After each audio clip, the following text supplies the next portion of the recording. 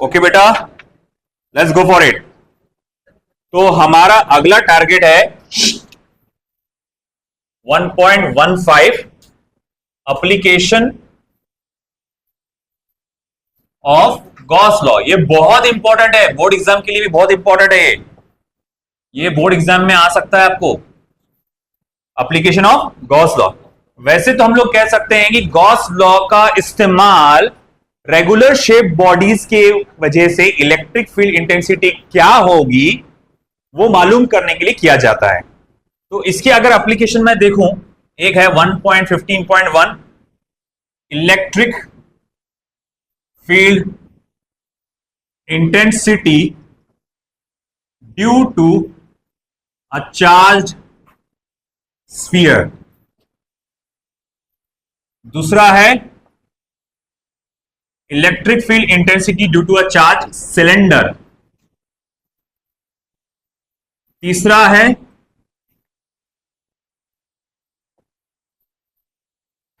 Electric field intensity due to infinitely long plane sheet. और क्या है भाई, सिर्फ तो ये तीन ही है, तो अभी कर डालता फिर मैं। तो ये तीन चीजें हैं हमको जो पता लगाना है इसकी वजह से, जिसमें हम लोग पहले वाले पे बढ़ते हैं। ओके, रीडिंग आपने तीनों की एक साथ कर लेना बाद में, क्योंकि टाइम कम है, आपका डिस्क्रिप्टिव टेस्ट है अभी, तो मैं तीनों को एक साथ कवर कर रहा हूं। देखो इधर, मान लो आपके पास एक चार्ज्ड स्फीयर है, कुल मिला के चार्ज इस पे कितना है, से प्लस क्यू है ना, और एक पॉइंट है जो इसके सेंटर से स्मॉल आर की दूरी पे है, और इसका स्फीयर का जो रेडियस है वो क्या है बेटा, कैपिटल आर है। तो मैं कहूंगा कि अच्छा ये पॉइंट पी पे इलेक्ट्रिक फील्ड की ताकत क्या होगी, जरा ये पता लगाइए। अच्छा बोले कैसे पता लगाएंगे? तो सबसे पहले इस पॉइंट पी के अतराफ एक छोटा सा एरिया कंसीडर करो, एरिया डीएस। मैं कहूंगा इस पॉइंट डीएस में से इलेक्ट्रिक फ्लक्स कितना पास होगा।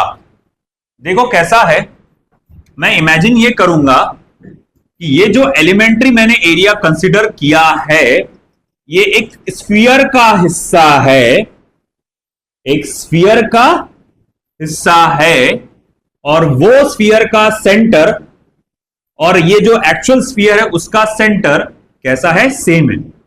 ये जो मैंने एक इमेजिनरी स्फीयर बनाया है इसे कौन सा स्फीयर बोलते हैं बेटा, गॉसियन सरफेस या गॉसियन स्फीयर। ये क्या है बेटा, गॉसियन सरफेस या फिर क्या है बेटा, गॉसियन स्फीयर है। और ये जो एलिमेंट्री मैंने हिस्सा पकड़ा है इस छोटे से स्फीयर का हिस्सा है। अब देखो इलेक्ट्रिक फील्ड यहां से जो बाहर निकल रही होगी नॉर्मल निकल रही होगी, क्योंकि हमने पढ़े थे इलेक्ट्रिक फील्ड लाइंस के, उसमें क्या था, they are normal to the surface from where they start and where they end. तो जो इलेक्ट्रिक फील्ड यहां से निकली होगी वो ऐसा नॉर्मल बाहर निकली होगी। चलो जल्दी जल्दी, इलेक्ट्रिक फील्ड इस तरह से नॉर्मल बाहर निकली होगी, तो मतलब वो इलेक्ट्रिक फील्ड इसके सरफेस को परपेंडिकुलर होगी। देखो इस स्फीयर का सेंटर ये है, ये वाले स्फीयर का सेंटर भी यही है, तो जो इलेक्ट्रिक फील्ड यहां से परपेंडिकुलर निकली वो इलेक्ट्रिक फील्ड यहां से भी कैसी होगी, परपेंडिकुलर ही होगी। अच्छा ठीक है, मान लिया। तो मैं ये जानना चाहता हूं इतने एरिया में से कितना फ्लक्स बाहर निकला। तो इतने एरिया में से अगर आप जानना चाहते हैं कितना फ्लक्स बाहर निकला तो उसका फॉर्मूला है E cos theta into ds। मैं बोलूंगा अरे भैया मगर cos थीटा तो 1 है, क्योंकि थीटा की वैल्यू 0 है, क्योंकि इसका एरिया वेक्टर अगर मैं बनाऊंगा तो इसका एरिया वेक्टर इधर आएगा, है ना। तो एरिया वेक्टर और इलेक्ट्रिक फील्ड का डायरेक्शन कैसा है, सेम है। तो भैया थीटा इक्वल्स टू क्या है बेटा, 0, cos theta is equals to 1। तो भैया ये क्या हो जाएगा, E इंटू ds। ये क्या है, ये क्या है, इलेक्ट्रिक फ्लक्स है, E इंटू ds, इस छोटे से एरिया पे। फिर मैं बोलूं अच्छा इस छोटे से एरिया पे इतना है तो फिर वो पूरे स्फीयर पे कितना होगा। तो बोले यार उसको इंटीग्रेट करना पड़ेगा पूरे स्फीयर के लिए निकालने के लिए। हाँ बताओ, तो बोले क्या आएगा, बोले integration E into ds, E into ds। अच्छा एक बात बताओ, जहां जो इलेक्ट्रिक फील्ड की वैल्यू यहां पर है, तुमको नहीं लगता वही इलेक्ट्रिक फील्ड की वैल्यू यहां पे यहां पे यहां पे यहां पे सब जगह सेम होगी, क्योंकि सारे पॉइंट्स क्या है, सेम डिस्टेंस पे है। बोले हाँ वो बात तो सही है, इसका मतलब इलेक्ट्रिक फील्ड कैसी है, कांस्टेंट है। तो मैं बोलूंगा अच्छा ऐसी बात है तो फिर एक काम करो, ई को बाहर निकालो, इंटीग्रेशन ऑफ डीएस। अब ये डीएस को आप इंटीग्रेट करोगे, यानी सरफेस एरिया को इंटीग्रेट करोगे, तो किसका सरफेस एरिया बन जाएगा, ये वाले स्फीयर का सरफेस एरिया बन जाएगा। मतलब ये क्या हो जाएगा, E multiply by 4 pi are square. ये हुआ हमारा इक्वेशन नंबर 1। यहां तक एक चीज हुई, देखो अच्छे से। हमने देखा चार्ज बॉडी है, चार्ज बॉडी का रेडियस कैपिटल आर, चार्ज कितना क्यू है ना। मुझे ये पॉइंट पे इलेक्ट्रिक फील्ड पता लगाना है। क्या किया, एक इमेजिनरी स्फीयर बनाया। इमेजिनरी स्फीयर क्या नाम दिया, गॉसियन स्फीयर। उस पर एक छोटा सा एरिया पकड़ा जिसका वैल्यू कितना है, डीएस। इसमें से कितना फ्लक्स बाहर निकला, ई इंटू डीएस।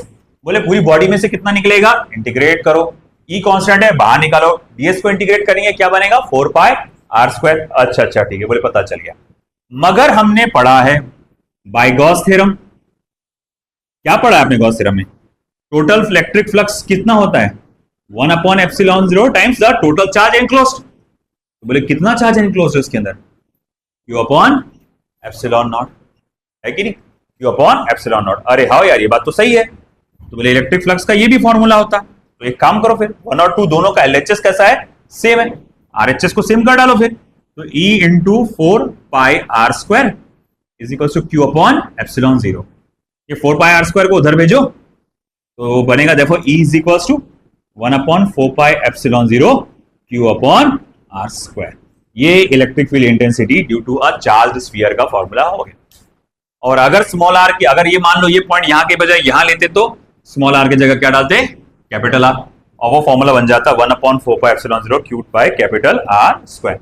और वो सरफेस चार्ज डेंसिटी वाले तो अपन पहले भी देख चुके हैं, है ना। बोले क्या है सरफेस चार्ज डेंसिटी, जैसे कि मैं जानता हूं sigma is equal to Q/4 pi capital R square. तो Q is equal to sigma into 4 pi, है ना, चार्ज सरफेस चार्ज डेंसिटी। तो बोले Q की जगह वो वैल्यू डाल दो, 1/4 pi ε0 sigma into 4 pi capital R square upon small r square. 4 pi cancel, E is equal to क्या हुआ फिर, सिग्मा अपॉन ε0, है ना, capital R square upon small r square. ये हो जाएगा, आया समझ में आपको, ठीक है। तो ये था हमारा पहला वाला पार्ट, इलेक्ट्रिक फ्लक्स कैलकुलेट करने का। पूरे रुक जाओ थोड़ी देर से, 10 मिनट से, ठीक है ना, आया समझ में। देख लो अच्छे से, इसके 2 पार्ट्स हैं। पहले हम लोग क्या करते, इलेक्ट्रिक फ्लक्स की डेफिनेशन से इलेक्ट्रिक फ्लक्स निकालते। जो डेफिनेशन है, छोटे से एरिया में से इतना जाएगा, पूरी बॉडी में से कितना जाएगा। दूसरा क्या तरीका है, आप इलेक्ट्रिक फ्लक्स का जो गॉस थ्योरम वाला फॉर्मूला वो लगाते, और फिर दोनों का एलएचएस सेम होने की वजह से क्या करते हैं अपन, आरएचएस को सेम कर देते। समझ में आया ये, ठीक है, ओके। मेरा बोर्ड मिटाया तक के पढ़ ही लो, एक काम करो, बोर्ड इरेज कर तक, आगे का रेडी करे तक पढ़ लो। देखो बेटा, electric field due to a charged cylinder. मेरे पास एक इनफाइनाइटली लॉन्ग चार्ज सिलेंडर है। ये चार्ज सिलेंडर बहुत बड़ा है, और इस चार्ज सिलेंडर पे charge per unit length lambda है। चार्ज पर यूनिट लेंथ मतलब हर 1 मीटर की लंबाई पे कितना चार्ज है, लैम्बडा। मुझे कहा गया कि इस पर्टिकुलर पॉइंट P पे इलेक्ट्रिक फील्ड की ताकत क्या होगी, इस चार्ज सिलेंडर की वजह से पता लगाइए। मैं कैसे पता लगाऊंगा, ये पॉइंट P एक्सिस से कितनी दूरी पे है, स्मॉल आर। मैं क्या करूंगा, अब एक यहां पे गॉसियन सिलेंडर बना लूंगा, एक इमेजिनरी सिलेंडर, है ना, इमेजिनरी सिलेंडर, जो कि क्या करेगा, इस चार्ज सिलेंडर को अपने अंदर कैद करके रखेगा सिमेट्रिकली। हाँ बोले ठीक है, ये गॉसियन सिलेंडर मैंने बना लिया। सबसे पहले इस गॉसियन सिलेंडर पे का एक छोटा सा एरिया कंसीडर करता हूं मैं, सरफेस पे उसके। ओके ठीक है, मैं कहूंगा देखो, ये जो एक्चुअल सिलेंडर है और जो गॉसियन सिलेंडर है, दोनों का एक्सिस कैसा है, सेम है। तो जो इलेक्ट्रिक फील्ड इसमें से निकल रही होगी, जाहिर बात है वो हमारे ओरिजिनल सिलेंडर के सरफेस को कैसी होगी, परपेंडिकुलर होगी। ओरिजिनल सिलेंडर के सरफेस को कैसी होगी, परपेंडिकुलर, क्योंकि इलेक्ट्रिक फील्ड का रूल है जिस सरफेस से वो निकलती है उसको वो कैसी होती है, परपेंडिकुलर होती है।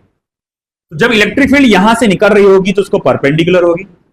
और बात ऐसी है बेटा कि ये सिलेंडर का एक्सिस भी ये है, तो वो इलेक्ट्रिक फील्ड इस सरफेस को भी कैसी होगी, परपेंडिकुलर। मतलब इसका एरिया वेक्टर क्योंकि इस तरफ डायरेक्टेड होगा, तो मैं कह सकता हूं कि थीटा की वैल्यू यहां क्या आने वाली है, 0। फिर से मेरा वही सवाल रहेगा, उस छोटे से एरिया में से कितना फ्लक्स बाहर निकलेगा, है ना। तो आप कहेंगे अरे वो तो देखो E cos theta into ds basic formula है, वो करना पड़ेगा आपको। मैं बोलूंगा देखो थीटा की वैल्यू तो 0 है। हाँ, तो फिर अगर ऐसी बात है तो E इंटू ds हो जाएगा। अच्छा, फिर मैं बोलूंगा ये पूरा इमेजिनरी सिलेंडर में से कितना फ्लक्स बाहर निकलेगा। अच्छा, पूरे इमेजिनरी सिलेंडर से फ्लक्स निकालना है तो भैया आपको तो फिर इसको इंटीग्रेट करना पड़ेगा। मतलब integration of E into ds, E को निकालो बाहर, इंटीग्रेशन ऑफ ds, है ना। अच्छा ठीक है, अब ds यानी सरफेस एरिया ऑफ, मैं निकाल रहा हूं ये गॉसियन सिलेंडर। अरे वो क्या आएगा, उसका फॉर्मूला होता है 2πrl। 2πrl बाहर से जो सरफेस एरिया होता है ना, 2πrl, ये surface area of Gaussian cylinder होता है। ओके, हो गया। ये इलेक्ट्रिक फ्लक्स के डेफिनेशन से हमने इलेक्ट्रिक फ्लक्स की वैल्यू निकाली। अब इलेक्ट्रिक फ्लक्स की वैल्यू क्या होगी यूजिंग गॉस थ्योरम, ये पता लगा। वो बोलता है कि total charge enclosed upon epsilon 0। मैं बोलूंगा अच्छा देखो ये जो आपने इमेजिनरी सिलेंडर बनाया है उसकी लंबाई कितनी है, बोले L। तो अगर ऐसी बात है इसकी लंबाई L है तो इसके अंदर कितना आपका चार्ज कैद होगा, तो वो लैम्बडा L, क्योंकि 1 मीटर पे लैम्बडा है तो L मीटर पे कितना होगा, लैम्बडा L। तो बोले वो तो फिर ऐसा हो जाएगा फिर lambda L upon epsilon not. मतलब बिल्कुल सही है, ये इलेक्ट्रिक फ्लक्स का इस तरह से हो जाएगा। अच्छा, तो LHS कैसे है, दोनों के सेम है, RHS को इक्वेट करो। तो मैं बोलूंगा okay, E into 2πrl equals to lambda L upon epsilon nought. L और L क्या हो गया, कैंसर, 2πr को उधर लेके चले जाओ, तो 1 अपॉन 2π epsilon naught lambda by r। ये हो गया इलेक्ट्रिक फील्ड इंटेंसिटी का फॉर्मूला। याद है सिलेंडर का इसी आया था, 1/2 से मल्टीप्लाई डिवाइड करेंगे तो यहाँ 2 लैम्बडा 1/4 एप्सिलॉन 0 आ जाएगा, है ना। तो ये हो गया electric field intensity due to a charged cylinder. Okay, और अगर सपोज करो आपसे कहा जाए कि मुझे सिग्मा के फॉर्म में चाहिए, तो सिग्मा क्या आएगा, तो बोले total charge upon total surface area. Okay, total charge कितना होता है, lambda L, total surface area कितना होता है, तो बोले 2πrl। भैया ये चार्ज किस पर है, अंदर वाले सिलेंडर पे है ना, चार्ज किस पे है, अंदर वाले सिलेंडर पे, तो सरफेस एरिया किसका लेना पड़ेगा, अंदर वाले सिलेंडर का। तो इसीलिए 2π कैपिटल R आया। पिछली बार बोलेंगे सर ये स्मॉल R आया था क्योंकि इस बार अपन गॉसियन सिलेंडर को लिए थे, पिछली बार अपन ने गॉसियन सिलेंडर को लिए थे। अब ये जो सिग्मा है चार्ज डेंसिटी है, charge per unit surface area इस पर, तो 2π कैपिटल RL और L हुआ cancel, lambda equals to sigma into 2π times of capital R। अच्छा डाल दो भैया फॉर्मूले में, तो कहा ये फॉर्मूला, ये E इक्वल्स टू फिर क्या हो जाएगा 1/2π epsilon 0 2π capital R into sigma upon small r, 2π cancel, तो मैं यहां लिख सकता हूं E equals to sigma upon epsilon 0 capital R upon small r। और अगर ये पॉइंट मैं यहां के बजाय यहां ले लूं तो ये फॉर्मूला क्या हो जाएगा, E equals to 1/2π epsilon 0 lambda upon capital R, और ये वाला फॉर्मूला क्या हो जाएगा, E equals to sigma upon epsilon naught. बस देख लो मैम। तो देखो बेटा, electric field due to uniformly charge plane sheet. तो मेरे पास एक प्लेन शीट है, पूरी तरह से पॉजिटिवली चार्ज है। ओके, पूरा चार्ज है, ऊपर नीचे सब पूरा चार्ज है वो। और एक पॉइंट P लिया मैंने इससे दूरी से, और मैंने कहा है कि भैया इस पॉइंट P पे इलेक्ट्रिक फील्ड मालूम करना है। तो जितनी दूरी पे ये पॉइंट P है उतनी ही दूरी पे एक और पॉइंट P लेता हूं मैं, मगर पीछे की तरफ, P डैश बोल देता हूं। मतलब ये शीट है, अगर और इसकी वजह से मुझे इलेक्ट्रिक फील्ड मालूम करनी है। तो यहां से एक दूरी पे पॉइंट पी है, एग्जैक्ट उतनी ही दूरी पे दूसरी मैंने लिया पॉइंट पी डैश। तो ये पूरा एक एक्सिस की तरह बन जा रहा, और इसको एक्सिस मान के मैं एक इमेजिनरी सिलेंडर बनाता हूं। इसको एक्सिस मान के मैं एक इमेजिनरी सिलेंडर बना रहा हूं, जिसका क्रॉस सेक्शनल एरिया डीएस है। इसका क्रॉस सेक्शनल एरिया डीएस है। तो ये भी कितना होगा, डीएस ही होगा। ओके चलो ठीक है। अब देखो क्या हो रहा है यहां पे, ये प्लेन शीट चार्ज है। जब हम इसको प्लेन शीट को चार्ज करते हो, ऐसा नहीं होता कि चार्ज सिर्फ इस जगह पे होगा, चार्ज पूरी बॉडी पे अंदर बाहर हर जगह होता है, कंडक्टर है ना ये, ठीक है। तो सीन ऐसा रहेगा, इलेक्ट्रिक फील्ड ऐसी भी निकलेगी और ऐसी भी निकलेगी। ये जो चार्ज इतने एरिया में है उसकी वजह से इलेक्ट्रिक फील्ड इधर भी जाएगी और इधर भी जाएगी। तो मैं बोलूंगा total electric flux emerging through the cylinder, total electric flux emerging through the cylinder, है ना। इसमें से कितना इलेक्ट्रिक फ्लक्स ऐसा बाहर निकल रहा है, कितना इलेक्ट्रिक फ्लक्स यहां पर ऐसा बाहर निकल रहा है। देखो कर्व्ड सरफेस से कुछ भी इलेक्ट्रिक फ्लक्स बाहर नहीं निकलता, जो निकलेगा इधर से निकलेगा। तो मैं बोलूंगा देखो यार, अगर मैं मान के चलूं कि ये जो प्लेट पे जो चार्ज है उसकी वजह से यहां पर इलेक्ट्रिक फील्ड ई है, तो मैं बोलूंगा वो टोटल इलेक्ट्रिक फील्ड आएगा ई इंटू डीएस, है ना। एक जगह से ई इंटू डीएस, वहां से कितना रहेगा प्लस ई इंटू डीएस। अरे भाई यहां से कितना फ्लक्स बाहर निकलेगा, ए इंटू डीएस ना, क्योंकि यहां इलेक्ट्रिक फील्ड इंटेंसिटी कितनी होगी ई, और एरिया कितना है डीएस। यहां इलेक्ट्रिक फील्ड इंटेंसिटी कितनी ई, एरिया कितना है डीएस। तो यहां से कितना फ्लक्स बाहर निकलेगा, E into DS, E into DS, जो कि क्या हो जाएगा 2E इंटू डीएस।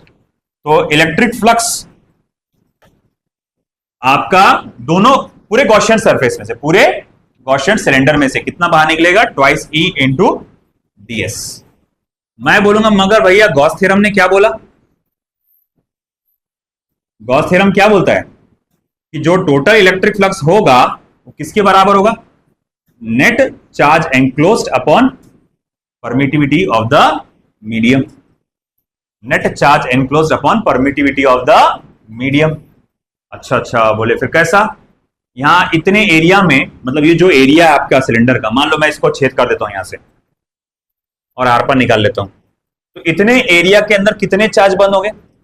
मैं बोलूंगा भाई एक बात बताओ, इसकी सरफेस चार्ज डेंसिटी कितनी है, तो बोले सिग्मा, यानी पर यूनिट एरिया में कितना चार्ज है, सिग्मा। अच्छा इसका एरिया कितना है, बोले डीएस, तो इसमें कितना चार्ज होगा, तो बोले सिग्मा इंटू डीएस। तो बोले इसका तो होगा sigma into DS upon epsilon not. बात समझ रहे क्या आप, समझो इस बात को कि मैं कह रहा हूं कि देखो एक पॉइंट पी है, इलेक्ट्रिक फील्ड मालूम करना था, मैंने इसके पीछे भी उतने ही डिस्टेंस पे एक इलेक्ट्रिक पॉइंट मैंने इमेजिन किया, और मैंने बोला इसको एक्सिस मान के एक इमेजिनरी सिलेंडर बना लो जो इसको ऐसा चीरता हुआ आर पार चले जाए, चीरता हुआ आर पार चला जाए। अब वो चीरता हुआ आर पार चला जाएगा, मैं बोलूंगा हाँ ओके चला जाएगा, फिर आगे क्या, तो बोले भैया वो इलेक्ट्रिक फ्लक्स कितना निकलेगा, पूरे सिलेंडर में से कितना निकलेगा, पूरे सिलेंडर में से कितना निकलेगा। तो देख यार सिलेंडर में तो इधर से भी निकल रहा उधर से भी निकल रहा, और अपना फॉर्मूला ई इंटू डीएस आता, थीटा की वैल्यू मतलब 0 है यहाँ पर दोनों जगह पे, है ना, क्योंकि इसका एरिया वेक्टर इधर आएगा और इसका भी एरिया वेक्टर इधर आएगा, तो बोले दोनों जगह थीटा की वैल्यू 0 आने वाली है। तो बोले ई इंटू डीएस, इधर के लिए उधर के लिए भी E into DS, scalar form में ले रहे अपन, तो ट्वाइस ई इंटू डीएस। अच्छा गॉस थ्योरम क्या बोलता, ये टोटल इलेक्ट्रिक फ्लक्स कितना रहेगा, total charge enclosed upon epsilon not. अच्छा बोले अब इतने सिलेंडर के अंदर कितना चार्ज बंद होगा, इतने सिलेंडर के अंदर, बोले ऊपर तो बहुत सारा चार्ज है और सरफेस चार्ज डेंसिटी कितनी है sigma, charge per unit area, सिर्फ इतने सिलेंडर में कितना चार्ज होगा। तो क्या करेंगे आप, सरफेस चार्ज डेंसिटी को जो सिलेंडर का एक क्रॉस सेक्शनल एरिया है उससे मल्टीप्लाई कर देंगे, ये हो जाएगा नेट चार्ज एनक्लोज्ड अपॉन। अब 1 और 2 से इक्वेट करो, एलएचएस से में तो आरएचएस को इक्वेट करो, 2 into DS is equal to sigma into DS upon epsilon nought, cut हुआ ई इज इक्वल टू क्या हुआ फिर, सिग्मा अपॉन 2 एप्सिलॉन। भैया ये हमारा फॉर्मूला है ना, वही जो सामने तुम्हारे लिखा हुआ है, ठीक है। अब मैं एग्जाम के हिसाब से बता दूं, एग्जामिनेशन पॉइंट ऑफ व्यू से कौन इंपॉर्टेंट है, तुम्हारी है ना, एग्जामिनेशन पॉइंट ऑफ व्यू से सबसे ज्यादा इंपॉर्टेंट क्या है? सबसे सबसे सबसे ज्यादा इंपॉर्टेंट स्फीयर। स्फीयर को कोई हाल में नहीं छोड़ना। फिर थोड़ा, अगर मैं स्फीयर को 4 स्टार दे रहा तो सिलेंडर को मैं दूंगा 2 स्टार या 3 स्टार, ऐसा 3 स्टार पकड़ लो, 2 से 3, है ना। और इसको तो शायद मैं आधा दूं, आधा या 1, है ना। ये पूरे अब तक के सेशन में सिर्फ एक बार आया, अक्टूबर के एग्जाम में, जो सप्लीमेंट्री एग्जाम होता बस, ठीक है। तो थ्योरेटिकली स्पीकिंग ये चैप्टर यहां